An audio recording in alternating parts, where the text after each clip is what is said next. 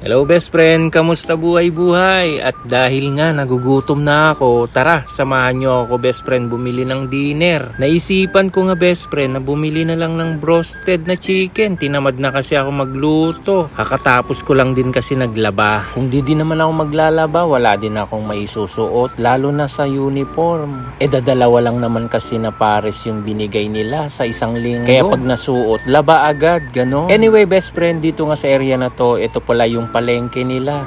Talipa pa kumbaga. So andito na nga tayo sa Bismillah Restaurant best friend, na kung saan dito tayo bibili ng bros.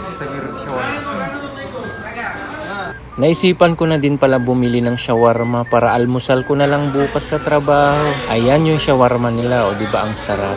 Dito nga sa area namin best friend, napakadaming Bangladeshi. Kaya naman dito sa restaurant na to ay pagmamay-ari din nila. Sige na nga, kaway ka na kuya. Ayan pala yung best friend ni Jerry.